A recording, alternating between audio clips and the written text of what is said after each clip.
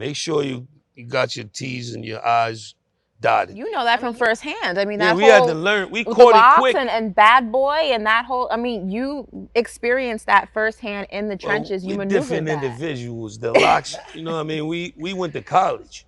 People don't know that. We all went to Westchester Community College at the same time before we got the actual Bad Boy deal. So we came from good homes. We had good parents. We was fortunate to have good parents that stayed on us.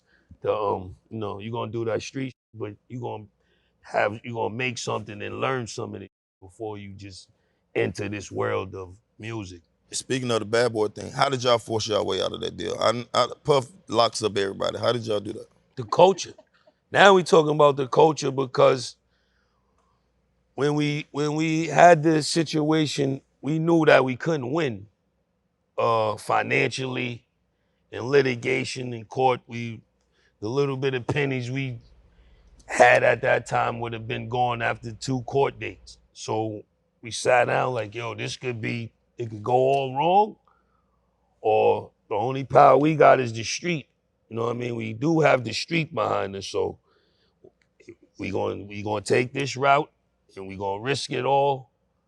But you know what I mean? We gonna do it together, and we push the button, and through the grace of God, the streets, and you know what I mean? Shout out to Diddy also, because he could have played much harder ball than he played, and we could have just Did y'all go in there with the forever. baseball bats? Yeah, no, yeah. Take us back to that moment. You don't gotta give too much. We know we can't give too much, but like when you say real quick, playing for the Denver Broncos, right? Because I can kind of relate to it a little bit. Oh God. Here we go. Because like, listen. This is how. Look, Josh McDaniels come in, and he like, yo, I need to see more of you. I don't know if you can play in my system or if you can play at all. That's what he literally told me after 3 years of 100 catches in a row. I'm top 5 in the league now. So boom, I step up in the office and I look at him, I said, look, bro, I said, I'm more established at the wide receiver position than you are as a head coach. And I came with a lot of energy, like, you know what I mean? A lot of energy. And so they knew where I was straight from the beginning. So I just want to go back to that moment when you say you press that button, because a lot of athletes, we go real corporate. And I feel like people look at me and they like, damn, well, B, why he was on this team, that team, you know, the perception. But for me, it was personal. You know what I'm saying? And I played the game and I did the business from a personal standpoint. Our situation was a tad bit different because we didn't have them seasons with 100 catches. We was hot. We was young whippersnappers. And we didn't, you know what I mean?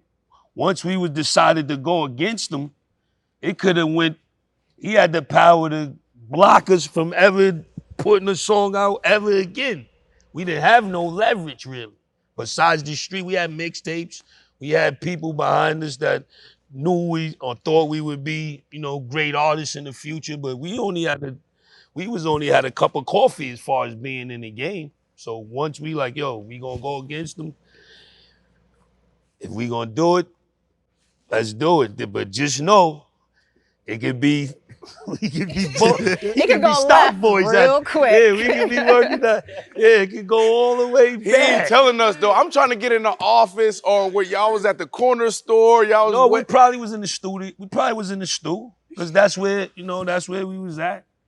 What was then the we plan? got our What was manager. the tactics? Rough Riders is our manager at the time, which is they come from the street, but they trying to be corporate at the time. They still building up the whole stable. So they like, y'all go in the room and see what y'all want to do. It's 3-man group. Y'all got to decide. Like, y'all got to, and then we'll back y'all. But we ain't going to be at the helm and say, we can't feel for y'all. Right. Y'all go in there as 3 brothers and work it out. And we went in there like, we don't have his money. We don't have his power. We don't have his connections. We'd have nothing but the street. What is that conversation like as a group though? Because it's hard when you get to a certain point. I think at that time, and the you age want we were so young. Yeah. We just didn't care. We didn't know what I mean. We Like you didn't could get it realize back. what You'll we figure were it. Okay. jeopardizing. Yeah. So at the time now, would you do it If differently? we had to do it now, probably would do it different because we could have tried to reach out and talk to him and try to do diligent business and close doors and all of that. And guess what? Y'all wouldn't have got Wouldn't what have y'all worked. wanted. That's a It fact. wouldn't have worked. Then Wouldn't you have just worked at said the all. only leverage you had. You know, y'all made the right decision. Listen, I wanted to ask you this because when you look at hip hop groups, they don't last. They don't have longevity. How have you guys managed to stay together for 2 decades? And I know everybody has their solo career and they're doing their solo thing, but you guys, the Locks, is still together. Y'all still touring together. Y'all still doing music together. Still doing business together. We see each other a few times a week. We still own the studio. We own a studio together. We own juice bars together. We real brothers. We came in as brothers before, it wasn't, the label didn't put us together. Our moms hang out, rest in peace to Sheik's mom. Our moms hung out with each other.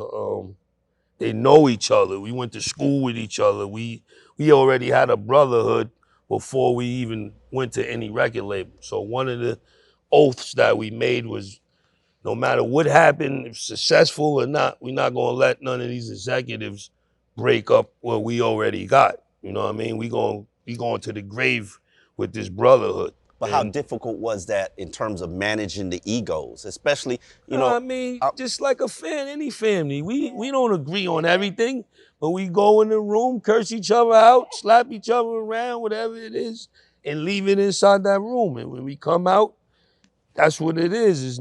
And we had years of fixing situations before social media, before this monster of a handheld device was involved. So since they came out, it doesn't control us.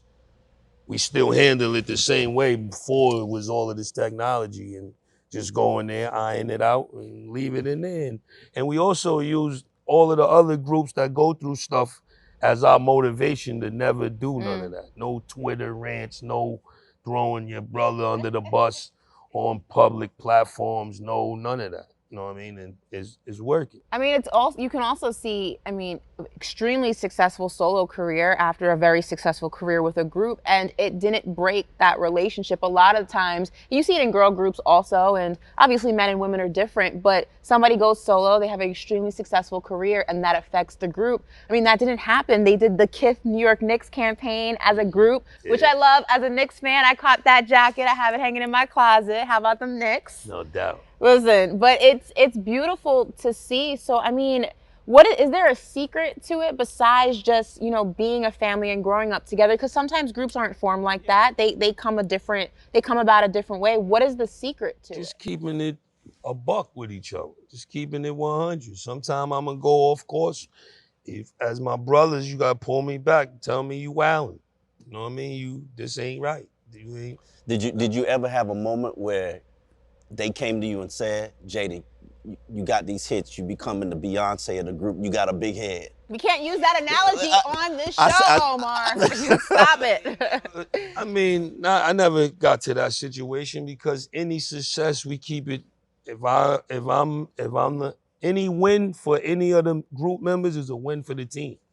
So if I'm bubbling and the heat is on me, I'm bringing them right along. So they gonna get some of the bag. They gonna catch the light. They gonna be on tour. They gonna be right there. It's not like when it's somebody's turn, they just isolating. You know what I mean? We manage to. Everything is for the cause of the group.